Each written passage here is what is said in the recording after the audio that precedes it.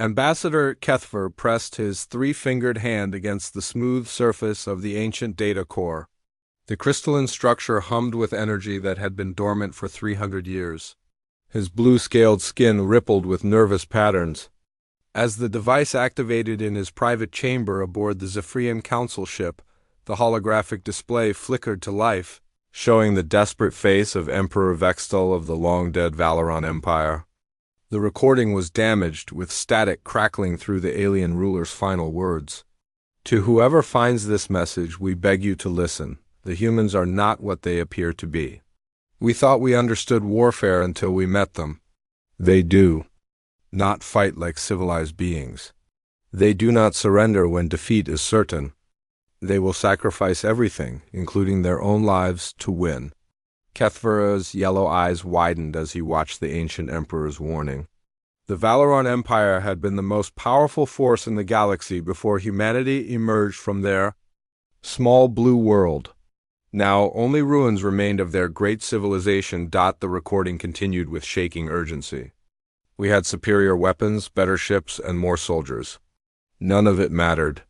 The humans turned every battle into a lesson in madness. They rammed our ships with their own vessels while their crews were still inside. They destroyed their own colonies rather than let us take them. When we captured their soldiers, they used interrogation sessions to gather intelligence about us.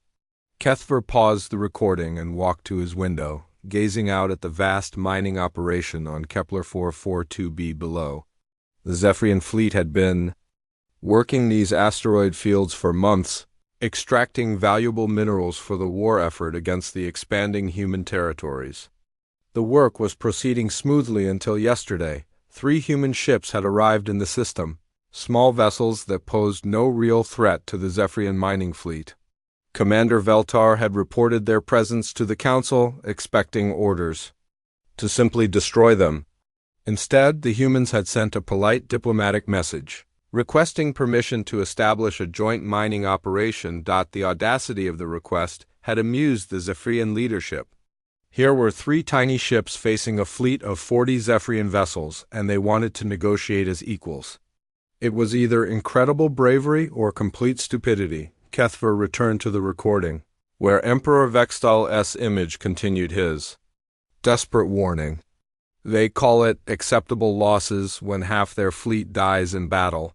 They call it tactical withdrawal when they retreat while destroying everything behind them. They have no concept of honorable defeat. Every human is trained to be a weapon, even their scientists and engineers. The ambassador's communication device chimed. A message from the surface indicated that the human ships were still maintaining their position, neither attacking nor retreating. Their leader, someone called Captain Morrison, had sent another diplomatic message asking for a meeting to discuss mining rights. Kethver had studied human behavior for years as part of his diplomatic training. They were a young species, barely 2 centuries into space travel. Their technology was primitive compared to Zephyrian engineering. Their ships were smaller, their weapons less advanced, and their numbers insignificant. By all logical measures, they should have been conquered or absorbed into the Zephyrian Empire decades ago. Yet somehow, they continued to expand into new systems, establishing colonies and trade routes that competed with established galactic powers. The Zephyrian Council had grown tired of their persistence and decided that the human problem needed to be solved permanently. The recording showed Emperor Vextal's final moments as explosions rocked his command center. We thought we were fighting a war. They were fighting for survival. There's a difference that we learned too late. Do not make our mistake. Do not underestimate the humans.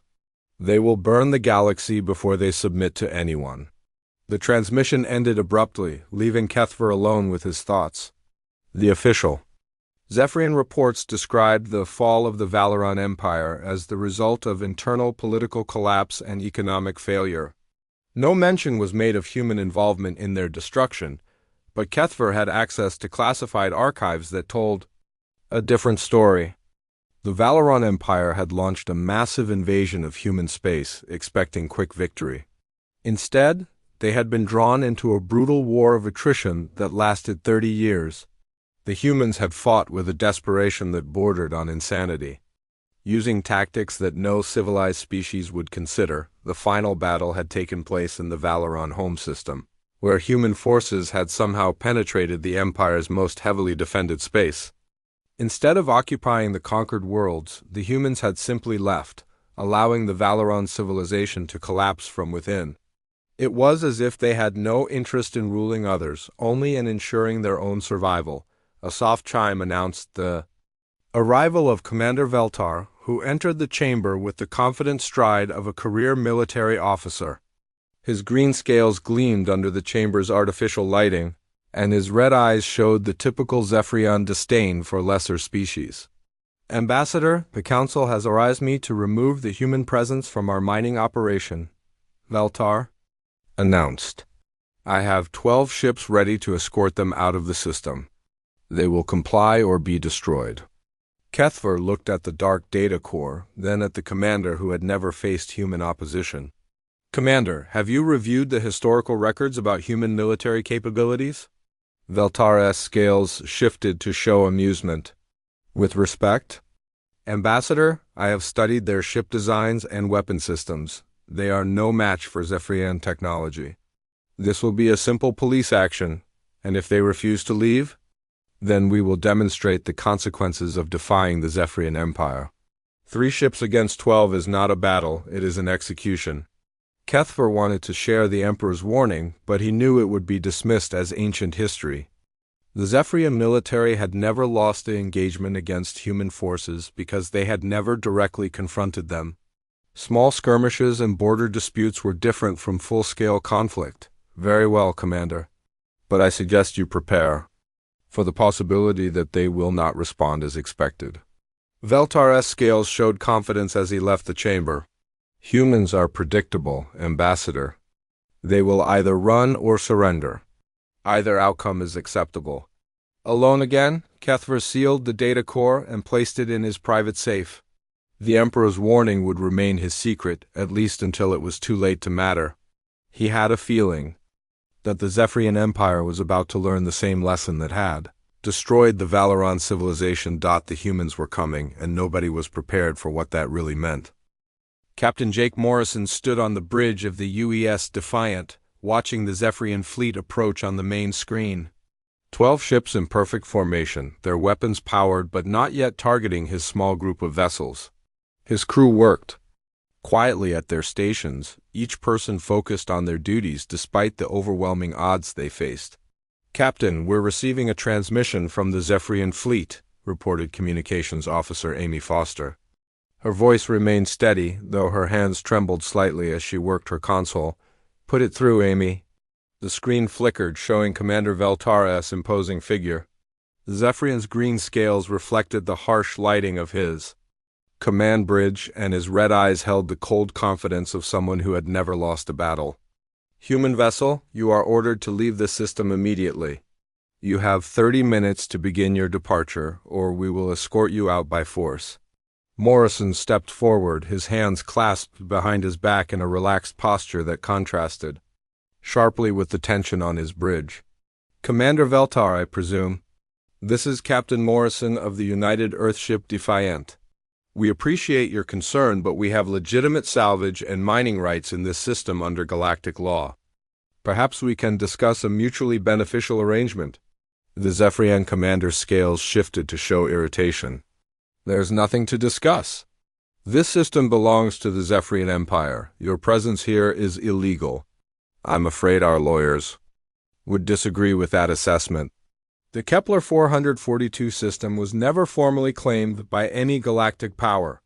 Our ships arrived here first under the right of discovery." Veltar's image leaned forward on the screen. "Captain Morrison, you have 3 small ships. I have 12 battle cruisers.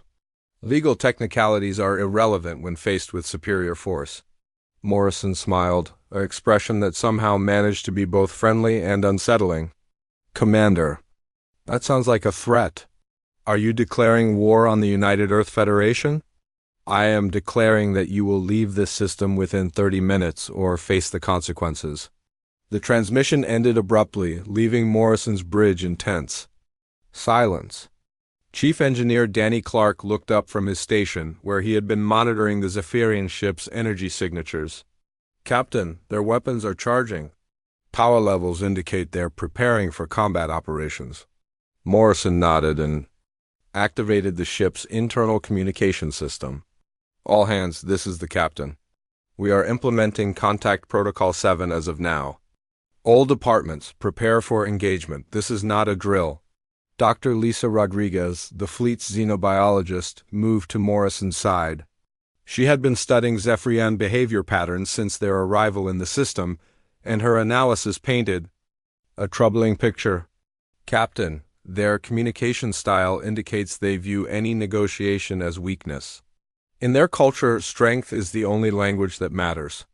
They expect us to either flee or surrender. And they're about to learn that humans have a different dictionary, Morrison replied. Danny, how long do you need to complete the modifications? The chief engineer's fingers flew across his console. Give me 20 minutes, Captain. The power. Rerouting is almost complete. Morrison turned to his tactical officer, Lieutenant Ryan Cooper. The young man's face was pale, but his hands were steady as he worked on the weapon systems. Ryan, are our friends positioned correctly? Yes, sir. The Ranger and the Pioneer are maintaining position as ordered. All ships report ready for protocol. 7 implementation. Amy Foster interrupted from her station. Captain, I'm detecting multiple transmission bursts from our ships to the outer system. The Zephyrians are trying to intercept them. Morrison's smile widened. Let them listen. Transparency is important in diplomatic relations. On the Zephyrian flagship, Commander Veltar studied the intercepted human communications with growing confusion. The messages appeared to be routine status reports to human colonies in nearby systems, but something about their tone seemed wrong. Analysis. Officer Keksan, what are the humans discussing in these transmissions? The younger Zephyrian scales showed uncertainty. Sir, they appear to be requesting evacuation support and emergency medical supplies. They're also transmitting detailed scans of our fleet composition and weapon configurations. Evacuation support? Veltar's scales darkened with suspicion. Are they calling for reinforcements? Negative, sir. The transmissions specifically request medical evacuation vessels and emergency rescue teams. It's as if they're expecting casualties. Veltar turned to his tactical officer. How many human ships are in the surrounding systems? Our long-range sensors detect no significant human military presence within 3 days' travel, sir. A few civilian transports and survey vessels, nothing more. The commander's confusion grew. The humans were acting like they expected a battle, but they weren't calling for help. Instead, they seemed to be preparing for casualties among their own forces. It made no strategic sense. Sir, the humans are changing formation, reported the tactical officer. They're moving into what appears to be a defensive position. Veltar watched the display as the 3 human ships arranged themselves in a triangular pattern.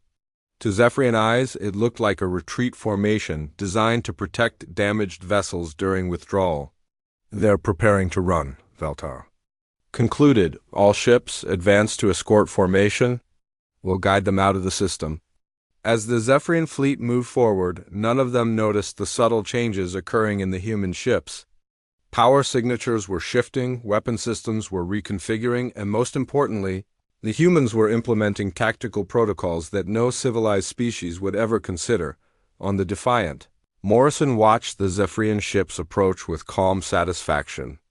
The enemy was doing exactly what human tacticians had predicted they would do. They were treating this as a police action, not a military engagement. Danny, report, Morrison called to his chief engineer. Modifications complete, Captain. All ships report ready for Protocol 7 implementation. Ryan, are you ready? Lieutenant Cooper's hands hovered over his console. Yes, sir. Targeting solutions locked in. All weapons show green. Morrison took a deep breath and opened a communication channel to the other human ships.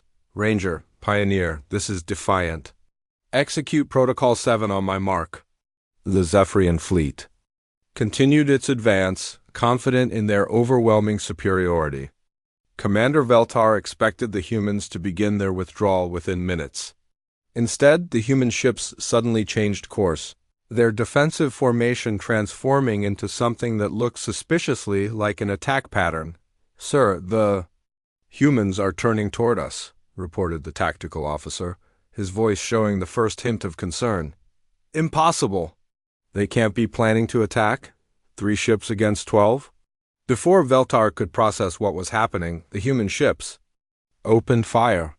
But instead of the cautious, long-range engagement that civilized species preferred, the humans charged directly at the Zephyrian formation, their weapons blazing. Morrison's voice echoed across the Defiance bridge. "All ships, remember your training. We're not here to win pretty. We're here to send a message." The first shots of what would become known as the Kepler incident had been fired. The Zephyrian Empire was about to learn that humans approached warfare with a fundamentally different philosophy than any species they had encountered. As the battle began, Ambassador Kethver received an emergency transmission from the surface. The humans were doing exactly what the ancient emperor had warned they would do. They were treating certain death as merely another tactical option. The galaxy was about to change forever. The first human missiles struck the Zephyrian flagship shields with surprising force. Commander Veltar gripped his command chair as the ship shuddered under the impact. His tactical displays showed impossible readings. The 3 human ships were charging directly into his formation, their weapons firing continuously. "Return fire, all ships," Veltar ordered. "Target their engines. We'll disable them and drag them back for questioning." The Zephyrian battle cruisers opened fire with their precision beam weapons, designed to disable rather than destroy. Their shots struck the human ships, but something was wrong. Instead of slowing down or breaking off their attack, the humans accelerated toward the Zephyrian fleet. On the bridge of the UES Defiant, Captain Morrison watched his ship's hull integrity drop to 60%. Sparks flew from damaged consoles, and the smell of burned electronics filled the air. His crew worked frantically to keep the ship operational as enemy fire continued to pound their position. "Captain, we've lost forward shields," reported Lieutenant Cooper. "Hull breach on deck 7. "Seal it off and keep firing," Morrison replied calmly. "Danny, how's our surprise package coming along?" Chief Engineer Danny Clark's voice crackled through the communication system from the engine room. "Almost ready, Captain. Just need another minute to finish the modifications." Dr. Lisa Rodriguez moved to Morrison's side, her medical scanner detecting elevated stress hormones throughout the bridge crew. But instead of the fear she expected, she found something else entirely, grim determination mixed with an almost eager anticipation. "Captain, the crew's psychological state is remarkable. They're not just accepting the casualties, they're embracing them as part of the mission," Morrison nodded. "That's the difference between us and them, Doc. They fight to win. We fight to survive. There's a big difference." The human ship shuddered again as more Zephyrian weapons found their mark. On the tactical display, Morrison could see the Pioneer taking heavy damage, her hull glowing red from multiple impacts. The Ranger was in better shape, but not by much. "Amy, open a channel to both ships," Morrison ordered. "Channel open, Captain." "Ranger, Pioneer, this is Defiant. Execute final phase on my mark." The reply came immediately from both ships. "Understood, Defiant. Ready for final phase." Commander Veltar watched in confusion as the human ships continued their suicidal charge. His weapons were tearing them apart, but they kept coming. It made no tactical sense. "Sir, the humans are not responding to our fire as expected," reported his tactical officer. "They're continuing their attack despite critical damage." "They must be malfunctioning," Veltar decided. "Focus fire on their command sections. We'll force them to surrender." But as the Zephyrian fleet concentrated their fire, something unexpected happened. The most damaged human ship, the Pioneer, suddenly accelerated beyond maximum safety limits. Her engines glowed white-hot as she pushed past all structural tolerances. "Captain Morrison, this is Captain Ben Adams of the Pioneer," came the transmission. "We've lost life support on 5 decks and our hull is compromised. Initiating Emergency Protocol 7 Alpha." Morrison's expression never changed. Understood, Ben. Good luck. The Pioneer's crew began evacuating to escape pods, but instead of fleeing the battle, they programmed their pods to attach tracking devices to Zephyrian ships. As the skeleton crew remaining on the Pioneer guided their dying ship directly toward the Zephyrian flagship, the escape pods spread throughout the enemy formation. Commander Veltar finally understood what was happening, but it was too late. The Pioneer, her hull cracking apart from battle damage, rammed into his flagship at full speed. The impact sent shockwaves through both ships, and the Zephyrian flagship's shields collapsed entirely. "Damage report!" Veltar shouted over the alarms filling his bridge. "Severe structural damage to sections 4 through 8. We've lost main power to weapon systems. Engineering reports that the human ship's explosion created some kind of feedback pulse through our power grid. But the nightmare was just beginning. The surviving human ships, instead of being demoralized by their companions' destruction, seemed to become more aggressive. The Defiant and Ranger coordinated their attacks with the precision of a pack hunting larger prey. "Captain, this is Danny," came the engineer's voice. "The modifications are complete. We're ready to implement the final surprise." Morrison activated the ship-wide communication system. "All hands, this is the captain. We are now implementing Contact Protocol 7 Final. All non-essential personnel to escape pods. This is not a drill." Throughout the ship, human crew members began a controlled evacuation. But unlike a normal abandonment, they were taking critical equipment and weapons with them. The escape pods were being turned into mobile command centers and weapons platforms. Dr. Rodriguez remained on the bridge, monitoring the crew's vital signs remotely. "Captain, the evacuation is proceeding according to plan. All crew members are maintaining mission focus despite the circumstances." "That's because they understand what's at stake," Morrison replied. "This isn't about winning this battle. It's about sending a message that will prevent 1,000 future battles." The Zephyrian fleet, now reduced to 11 ships after the Pioneers' sacrifice, regrouped and prepared for another assault. Commander Veltar's flagship was heavily damaged, but his other ships were still functional. "Sir, we're detecting unusual energy signatures from the remaining human ships," reported the tactical officer. "They appear to be overloading their power systems." Veltar's scales showed growing alarm.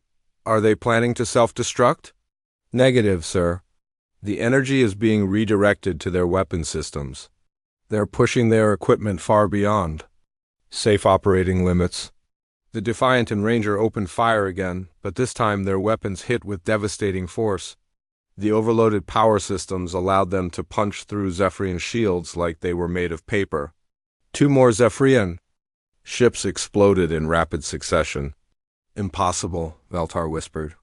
"They're destroying themselves to damage us." The escape pods from the Pioneer had attached themselves to various Zephyrian ships and were now broadcasting detailed intelligence about fleet positions, weapon capabilities, and damage assessments. The human crew members inside were turning their rescue vehicles into surveillance platforms. "Sir, the human escape pods are transmitting our tactical data to the remaining ships," reported the communications officer. "They're using our own rescue attempts against us." Morrison's voice came across the communication channel, calm and professional. "Commander Veltar, this is Captain Morrison. We're transmitting our complete tactical analysis of your fleet to Earth Command. Your ship designs, weapon systems, and tactical doctrine are now part of our military database. I suggest you withdraw while you still can." Veltar's scales darkened with rage. "You're madmen. No civilized species fights like this." "Commander, we're not fighting like a civilized species. We're fighting like humans. There's a difference." The battle continued for another hour, with the 2 remaining human ships inflicting far more damage than should have been possible.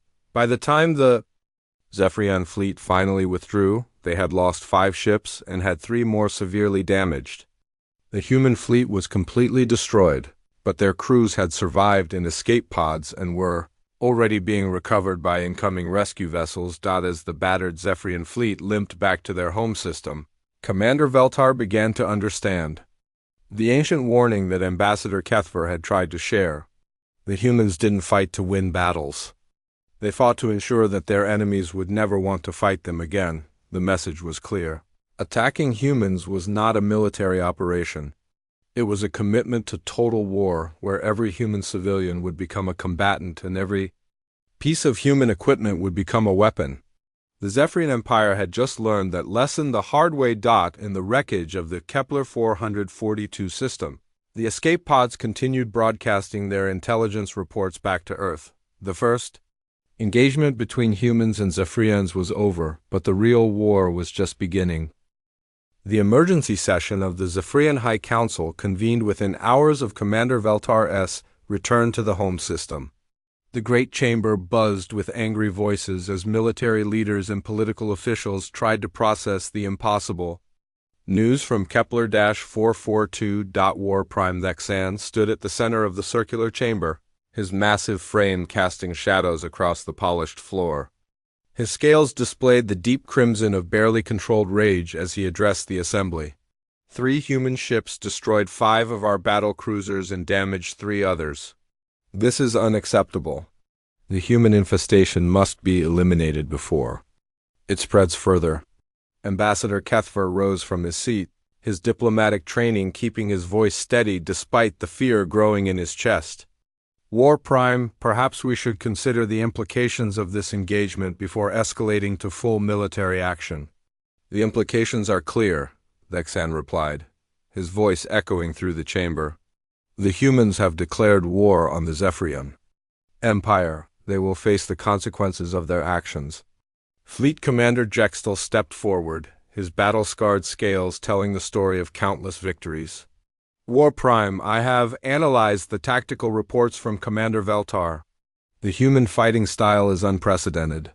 They used their own ships as weapons and treated their crews as expendable resources. Desperation, Thexan dismissed. When faced with superior force, inferior species resort to desperate measures. We will show them the futility of opposing us.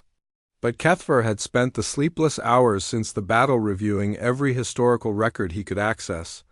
The patterns were troubling. Every species that had underestimated human military capability had paid a heavy price. War Prime, the humans have been expanding their territory for 50 years. They have fought border conflicts with 7 different species and have never lost a single engagement. Perhaps their tactics are not desperation, but doctrine. Ixansa's scales darkened further. Are you suggesting that our military is inferior to a species that has barely mastered interstellar travel?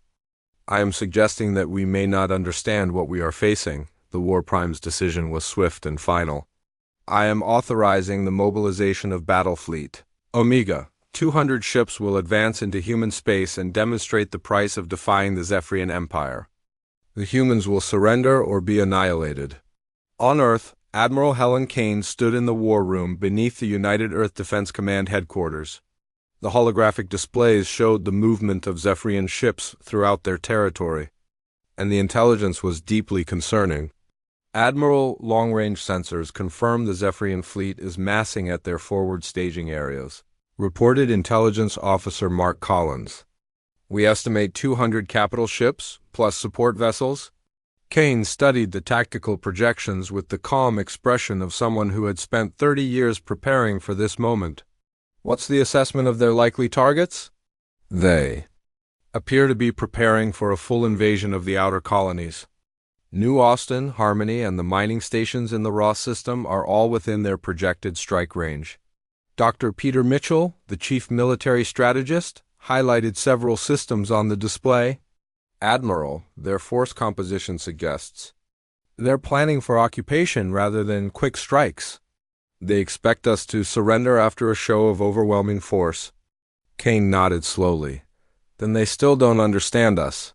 What's the status of the civilian evacuation protocols? All outer colonies are implementing Emergency Protocol Delta as of 4 hours ago. Civilian populations are being relocated to secure systems. Industrial facilities are being prepared for scorched earth procedures. The Admiral turned to Captain Nicole Green, commander of the fast attack squadrons. Nicole, are your people ready for asymmetric operations? Yes, ma'am. We've been training for this scenario for years. Hit and run tactics, supply line disruption, and psychological warfare operations are all prepared for immediate implementation. Kane activated the communication system that connected her to every human military installation in the galaxy. All commands, this is Admiral Kane. As of now, we are implementing War Protocol Alpha. This is not a drill. The Zephyrian Empire has chosen to test our resolve. We will remind them why that is always a mistake. Throughout human space, the response was immediate and coordinated. On New Austin, Colonel Steve Parker supervised the final preparations of the planetary defense system. The civilian population had been evacuated, but the planet itself was being transformed into a massive weapon. Colonel, the orbital mining platforms have been converted to weapons platforms, reported Lieutenant Sarah Murphy. All asteroid mining equipment is now programmed for kinetic bombardment. Parker looked out at the empty cities below, their streets, lined with hidden sensors and automated defense systems. What about the underground installations? All civilian shelters have been converted to military command centers. The transportation tunnels are now fitted with anti-ship missiles. The entire planet is essentially one large military base. But the most important preparations were happening in the deepest levels of the planetary defense complex. Dr. Rachel Stone, the human military psychologist, was conducting the final briefing for the volunteer defense forces. Everyone understand the mission, she told the assembled soldiers. We are not trying to hold this planet. We are trying to make the Zephyrians wish they had never heard of humans. The volunteers, all of whom had refused evacuation, nodded grimly. They knew they were unlikely to survive the coming battle, but they also knew their sacrifice would serve a greater purpose. Similar preparations were underway throughout the outer colonies. On Harmony, Captain Tony Blake was coordinating the conversion of civilian spacecraft into weapons platforms. The passenger ships, cargo haulers, and mining vessels were all being fitted with the most destructive devices human engineers could devise. Captain, the modifications are complete, reported Chief Engineer Linda Ross. Every ship in the system is now capable of ramming attacks or self-destruct operations. Blake reviewed the tactical plans one final time. Remember, we're not trying to win a conventional battle. We're trying to demonstrate that attacking human space is more expensive than leaving us alone. The Zephyrian fleet began its advance toward human territory, confident in their overwhelming numerical advantage. War Prime Thexan led the invasion force from his flagship, expecting to receive human surrender messages within days of entering their space, but the humans were implementing a strategy that no civilized species had ever attempted. They were turning their entire civilization into a weapon, preparing to sacrifice everything to ensure that their enemies would never want to fight them again. As the two forces moved toward their inevitable collision, Ambassador Kethver made one final attempt to reach the War Prime. Sir, I have intelligence suggesting that the humans are preparing for total war. Perhaps we should reconsider our approach. Thexan's response was immediate and final. The humans will learn to fear the Zephyrian Empire. Their resistance will be crushed, and their worlds will serve as examples to any other species that considers defying us. The ambassador returned to his quarters, knowing that his people were about to make the same mistake that had destroyed the Valoran Empire. The humans had tried to warn them through diplomatic channels, but those warnings had been ignored. Soon, the Zephyrian Empire would receive a different kind of education about human capabilities. The lesson would be written in the wreckage of their invasion fleet and the blood of their soldiers. The galaxy was about to learn that humans did not fight wars to win territory or resources. They fought wars to ensure that their enemies would never want to fight them again. The Zephyrian Empire was about to discover the true meaning of total war. The Zephyrian invasion fleet dropped out of hyperspace at the edge of the New Austin system, expecting to find a frightened human colony preparing for surrender. Instead, War Prime Thexan stared at his tactical displays in confusion. The system appeared completely empty. Fleet Commander Jextel, where are the human ships? Vixen demanded from his flagship's command center. Sir, sensors detect no active vessels in the system. The orbital platforms appear abandoned, and we're receiving no communications from the planetary surface. Vixen's scales showed suspicion. Scan for hidden ships. The humans must be planning an ambush. The massive Zephyrian fleet spread out through the system, their sensors probing every asteroid and gas cloud for concealed enemies. After 2 hours of searching, they found nothing except empty space and a silent planet. War Prime, perhaps the humans have evacuated the system, suggested Fleet Commander Jextel. They may have realized the futility of resistance. But Dexon had studied the intelligence reports from Kepler 442. No, the humans don't retreat. They're planning something. On the surface of New Austin, Colonel Steve Parker watched the Zephyrian fleet through the deep underground command center. Every building in the empty cities above was equipped with sensors, and the abandoned orbital platforms were still fully functional despite appearing dead. Colonel, the enemy fleet is moving into optimal range, reported Lieutenant Sarah Murphy. All systems show green. Parker activated the communication system that connected him to hidden defense installations across the planet. All stations, this is command. Initiate Phase 1 on my mark. The Zephyrian fleet began its approach to New Austin, confident that the empty planet posed no threat. Their ships moved in standard invasion formation, preparing to establish orbital control. Before landing ground forces. That was when the planet revealed its true nature. The abandoned orbital mining platform suddenly roared to life. Their industrial equipment launching massive chunks of processed ore at incredible velocities. The makeshift kinetic projectiles struck the Zephyrian ships with devastating force, their momentum amplified by the planet's gravity well. Evasive maneuvers. Vixen shouted as his flagship shuddered under the impact of a refrigerator-sized piece of metal traveling at orbital velocity, but the kinetic bombardment was only the beginning. Hidden missile silos opened across the planet's surface, launching anti-ship weapons that had been disguised as civilian infrastructure.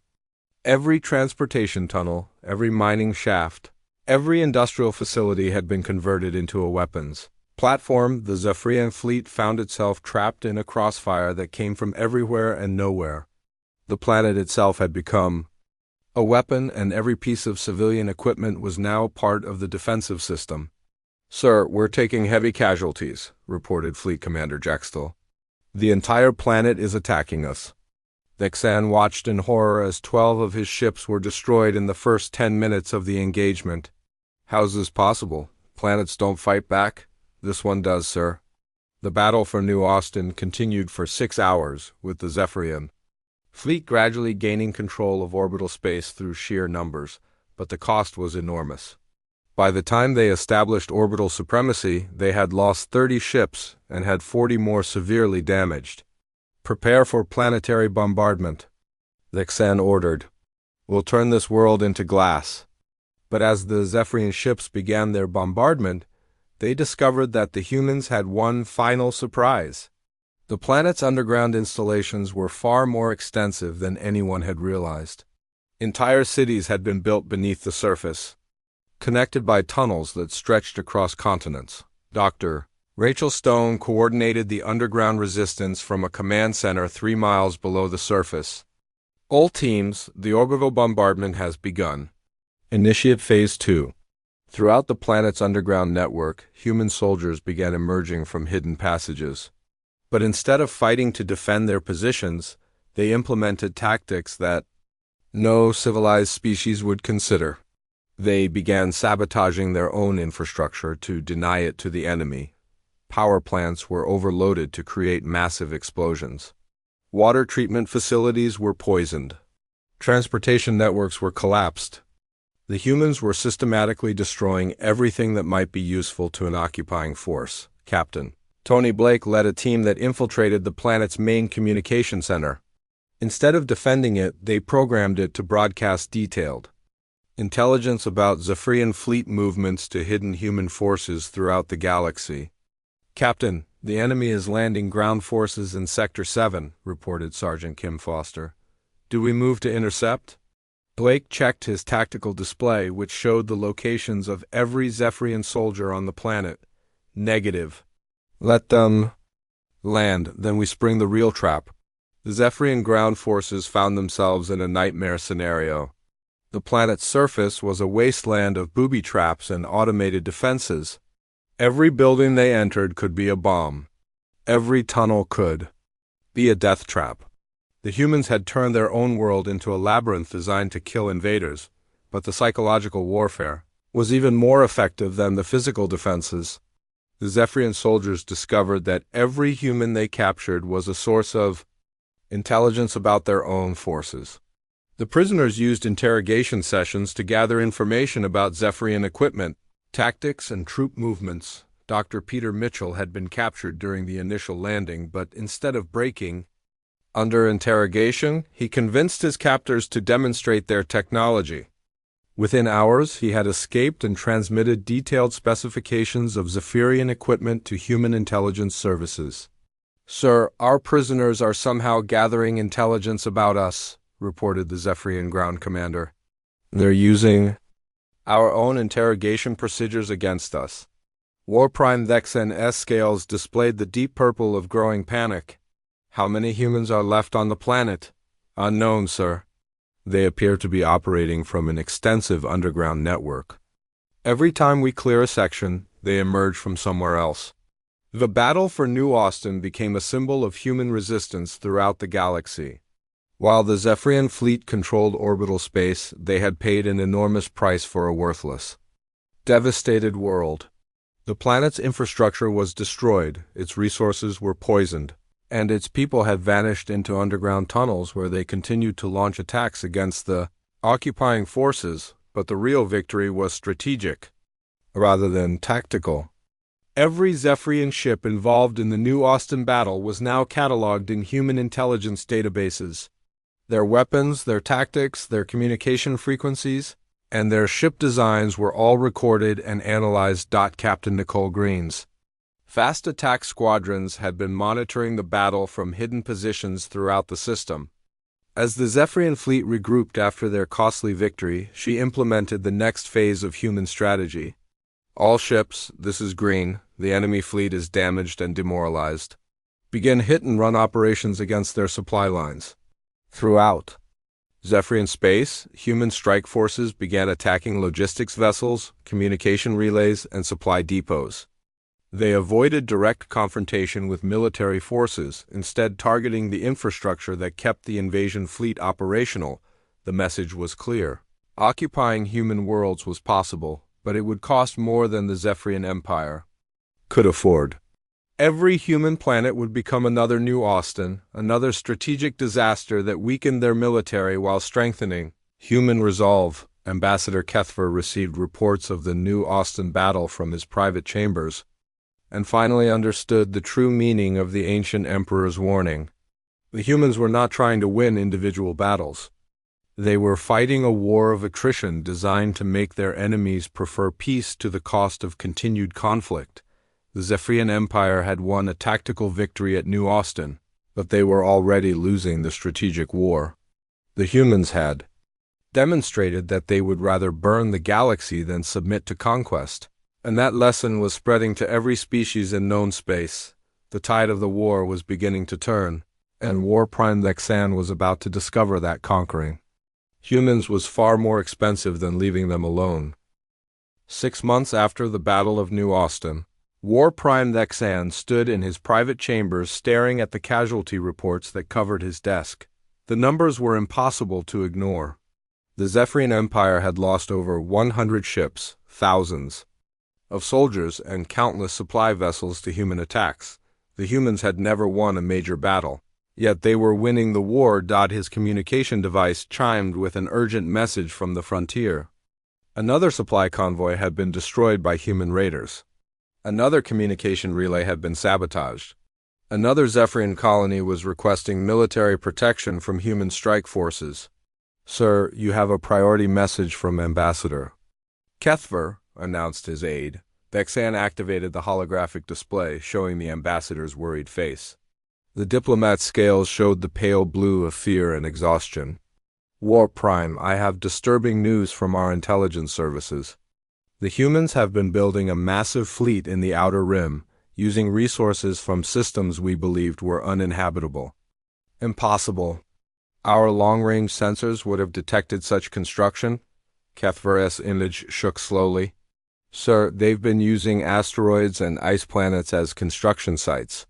They've been building their ships inside hollowed-out rocks, completely hidden from our detection methods. Vexan felt his scales darken with dread. How many ships? Conservative estimates suggest over 300 vessels, including several that appear to be larger than anything in our fleet.